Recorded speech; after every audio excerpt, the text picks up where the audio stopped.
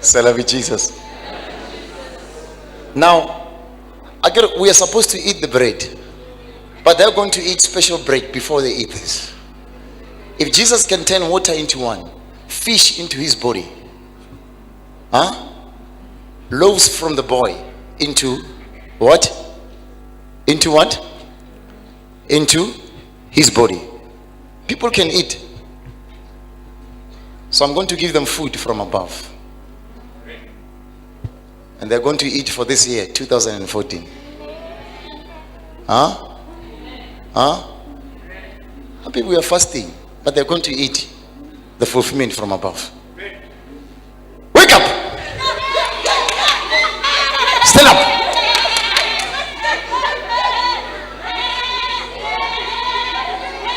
Stand up! Upright. Attention! Close your mouth. Okay, I see food outside. Look at that. Look at that food. Be quiet. Be quiet. Okay, go and eat. Go and eat. Go eat outside. Go quickly.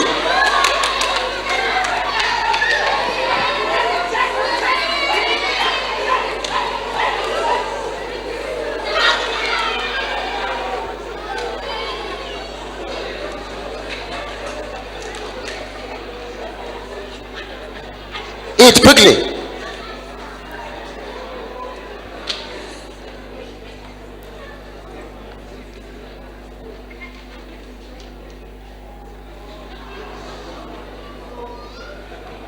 Eat quickly. Today, no time. No time. You eat quickly. Limited time today.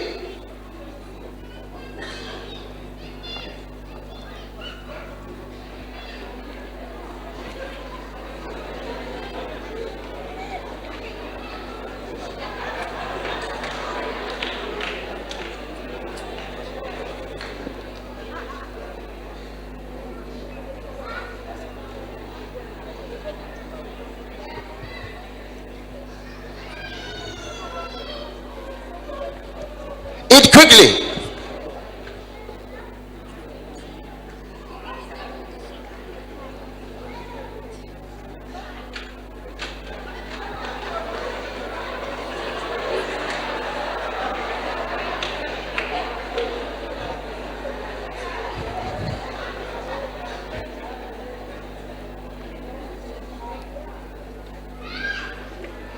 I'm finishing now. Now I'll be calling you. Eat quickly.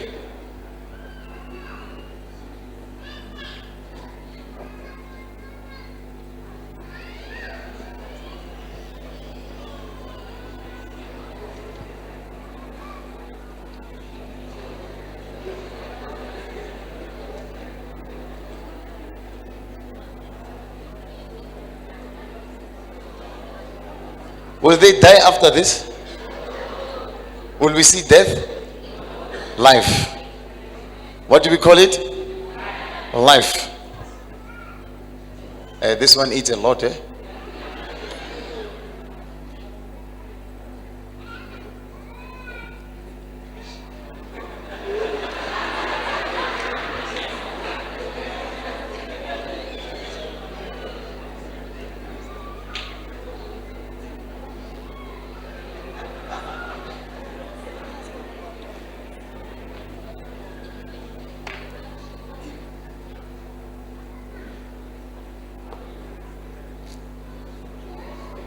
Yeah.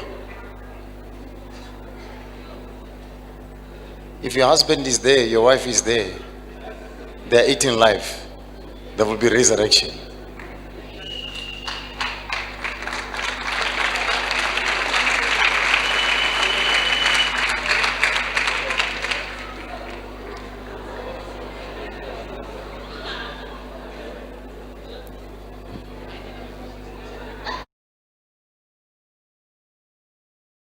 I don't think hell exists. I happen to believe in life after death, But I don't think it's got a thing to do with reward and punishment. Religion is always in the control business. And that's something people don't really understand. It's in the guilt-producing control business. And if you have heaven as a place where you're rewarded for your goodness and hell as a place where you're punished for your evil, then you sort of have control of the population. And so they create this fiery place, which has quite literally scared the hell out of a lot of people throughout Christian history. Mm-hmm. And it's part of a control tactic. But wait a minute, you're saying that hell, the idea of a place under the earth or somewhere where you're tormented for an eternity, is actually an invention of the church? I think the church fired its furnaces hotter than anybody else. But I think there's a sense in most religious life of reward and punishment in some form. The church doesn't like for people to grow up, because you can't control grown-ups. That's why we talk about being born again. When you're born again, you're still a child.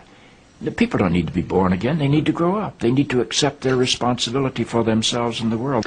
What do you make of the theology, which is quite prominent these days in America, which is that there is one guaranteed way not to go to hell, and that is to accept Jesus as your personal Savior? Yeah, I grew up in that tradition.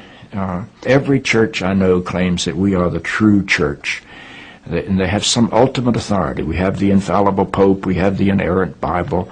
The idea that the truth of God can be bound in any human system, by any human creed, by any human book, is almost beyond imagination for me. I mean, God is not a Christian. God is not a Jew or a Muslim or a Hindu or a Buddhist.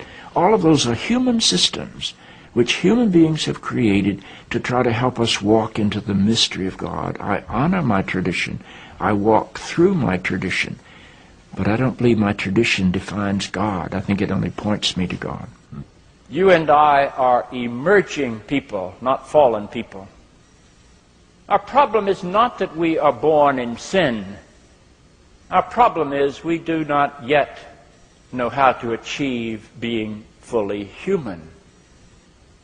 The function of the Christ is not to rescue the sinners, but to empower you and to call you to be more deeply and fully human than you've ever realized there was the potential within you to be.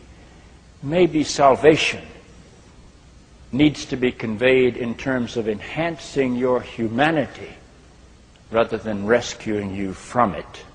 Life is a startling and wondrous experience. And eventually, I think we're going to discover that God is unfolding through the life of our consciousness and our self-consciousness and is not a parent figure up in the sky. But I believe because I'm related to something that is not bound by time and space, that I will share in whatever God's eternity is. Sometimes people hold a core belief that is very strong. When they are presented with evidence that works against that belief, the new evidence cannot be accepted. It would create a feeling that is extremely uncomfortable called cognitive dissonance.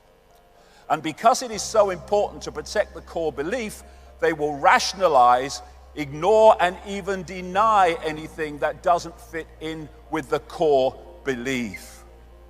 Mark Twain, it's easier to fool people than to convince them they have been fooled. Why? Because they don't, understandably, want to realize they've been fooled. But it's a wonderful thing to realize you've been fooled. It's a great gift, because from that point you will not be fooled any longer. It's a wonderful gift. Abundance is yours. Claim it today. Subscribe for more great videos.